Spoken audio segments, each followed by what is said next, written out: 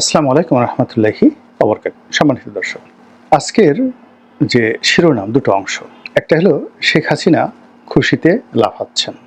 এই অংশটি তৈরি করার জন্য বা এই কন্টেন্টে কথা বলার জন্য আমি মূলত বিএনপির নেতা জনাব রুহুল কবির রিজভী তার একটি ভিডিও ক্লিপ দেখলাম। সেই ভিডিও ক্লিপে তার যে বক্তব্য, সেই বক্তব্য শোনার পর আমার কাছে মনে হলো যে আমারও এই বিষয়ে কিছু বলার আছে, সেটা নিয়ে বলবো।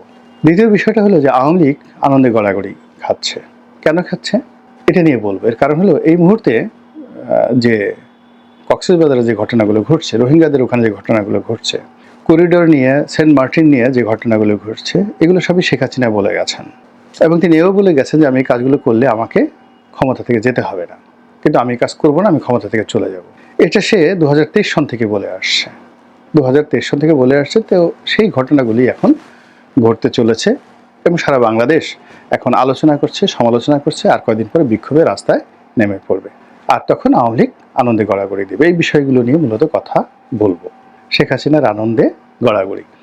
তো এই ব্যাপারে রুহুল কবির রিজভী সাহেব মূলত একটা বক্তব্য দিয়েছেন, শর্ট ক্লিপ। উনি আরও অনেক কথা বলেছেন, তার মধ্যে সংক্ষেপে যে কথা বলার চেষ্টা করেছেন, সেখানে তিনি বর্তমান ছাত্র এবং সমন্বয়ক তাদেরকে সমালোচনা করেছেন যে এদের বিরুদ্ধে যে দুর্নীতির অভিযোগ এসেছে, এরা যেভাবে সচিবালয়ে যাচ্ছে, যেভাবে ডিসি নিয়োগ থেকে শুরু করে বদলি, বাণিজ্য, তদবির, টেন্ডার বাণিজ্য থেকে শুরু করে নানা রকম ঘুষ, দুর্নীতি, অনিয়ম, দখলবাজি এবং আমাদের এই ব্যবসায়ীদের, দুর্নীতিবাজ ব্যবসায়ীদের হাতিয়ার রূপে তারা ইতিমধ্যে যে সকল অপকর্ম করেছে এবং যে সকল ছবি আসছে এবং তারা যেভাবে ধড়িবাজ ব্যবসায়ীদের খপ্পরে পড়ে গেছেন, এই বিষয়গুলো নিয়ে রুহুল কবির রিজভী সাহেব সমালোচনা করছিলেন যে এরকম যদি হয় তাহলে বিপ্লব হলো কেন।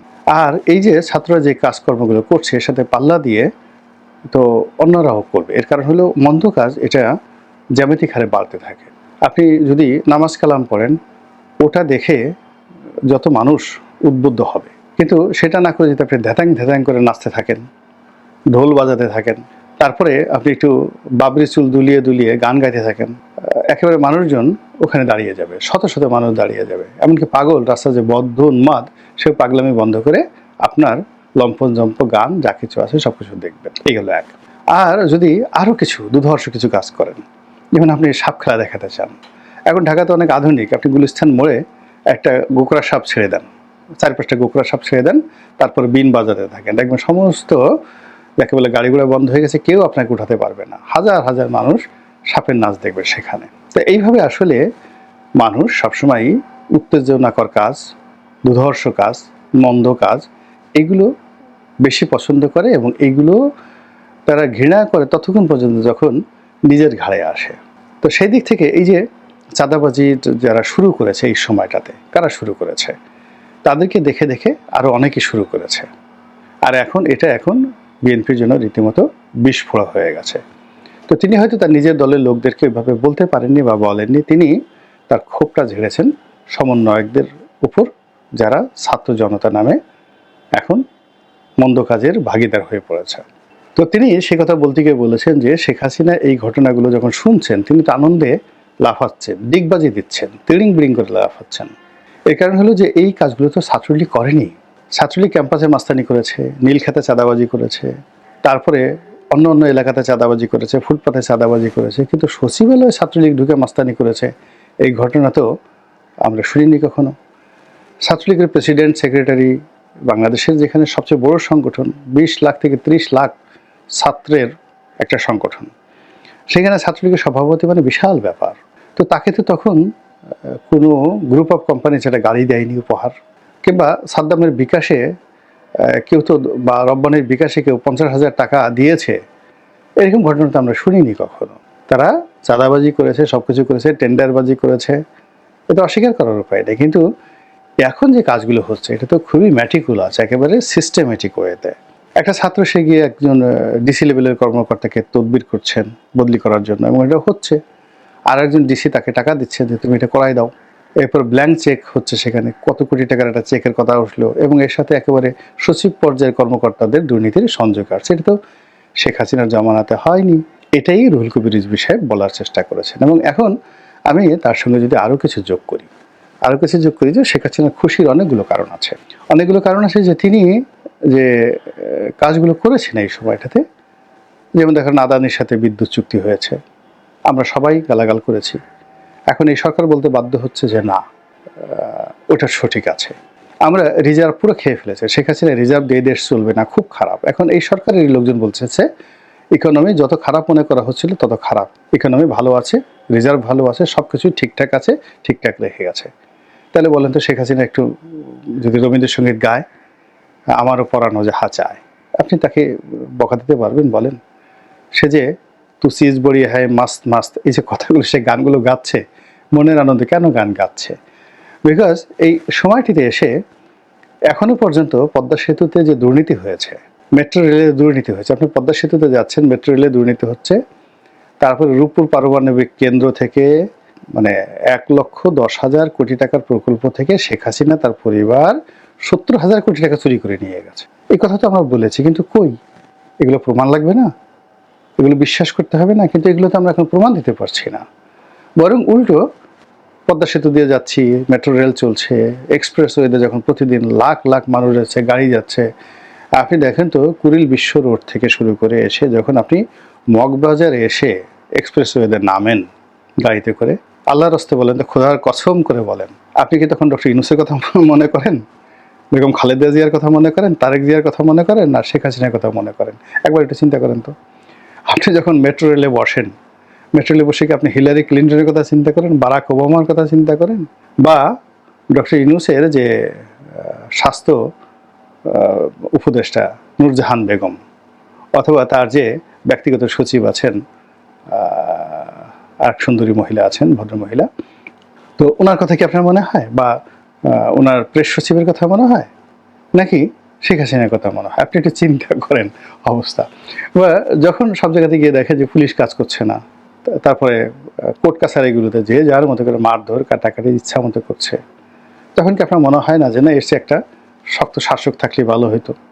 এইগুলোকে আসলে প্যাদানি দেওয়া দরকার, এগুলোর পদের উপর বাড়ি দেওয়া দরকার। কিছু লোক আমাদের সমাজে এমন বাড়াবাড়ি করছে এখন এই সমাজেতে এসে, আপনাকে মনে হচ্ছে না যে এদেরকে আসলে দুধ কলা দেওয়া উচিত নয়, এদেরকে আসলে পশ্চাৎ দেশে বাড়ি দেওয়া উচিত?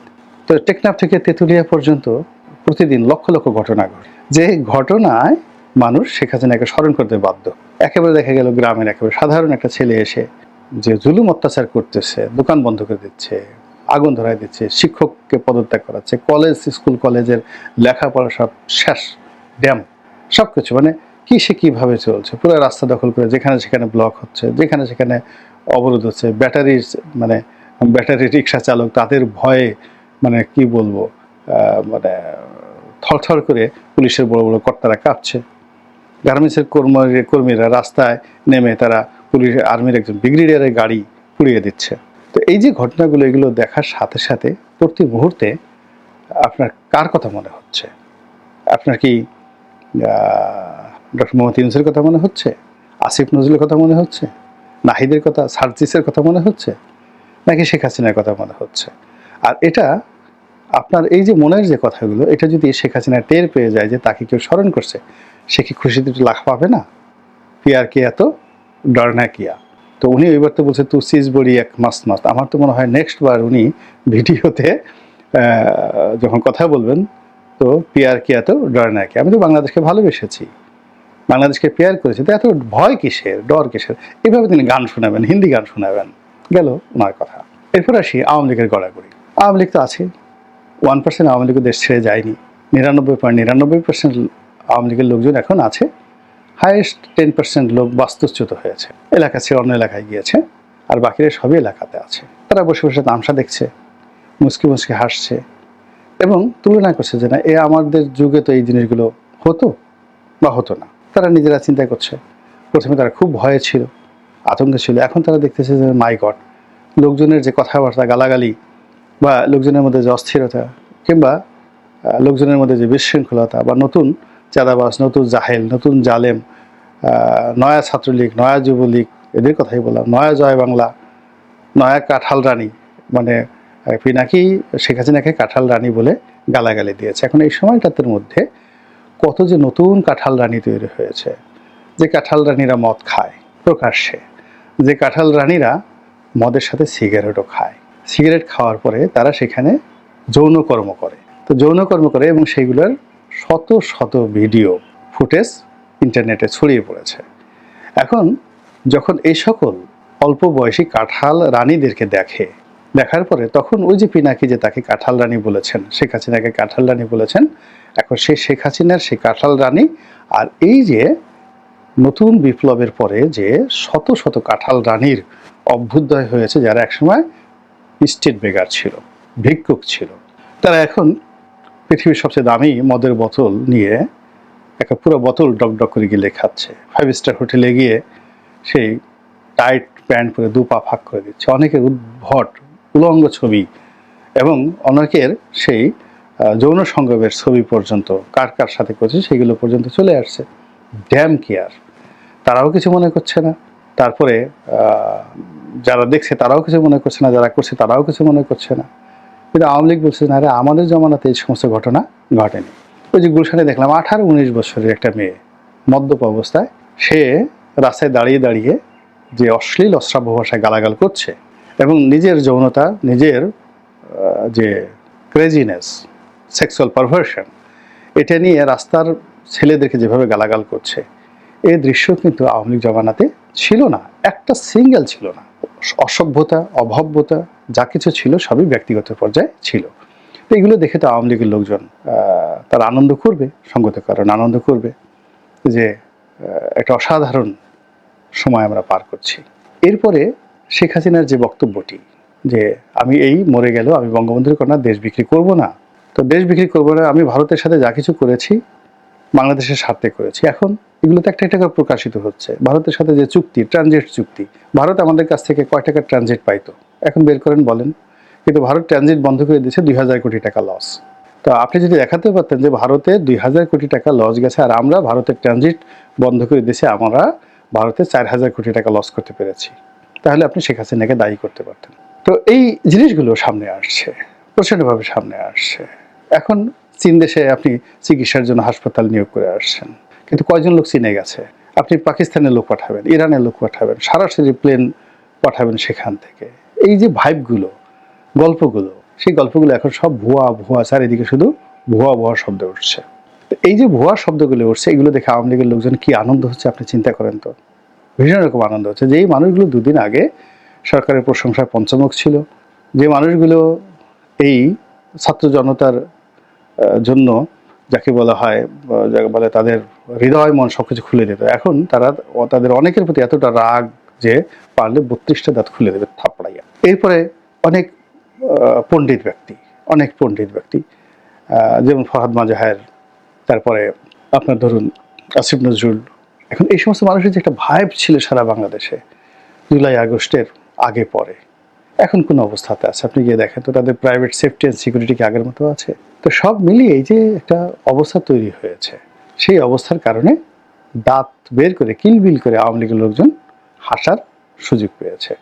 আর আরো অনেক মানুষের মতো আমরা যারা এই সামাজিক মাধ্যম ব্যবহার করে, গণমাধ্যমে লিখে জনমত তৈরি করেছিলাম শেখ হাসিনার বিরুদ্ধে, আর এদেরকে আমরা আবাবিল পাখি হিসেবে গ্রহণ করেছিলাম, বুঝতে পারছেন আমাদের অবস্থা কতটা নাজুক অবস্থায় পৌঁছে গেছে। আল্লাহ আমাদের সবাইকে হেদায়েত দান করুন এবং হেফাজত করুন। আসসালামু আলাইকুম ওয়া রাহমাতুল্লাহি ওয়া বারাকাতুহু।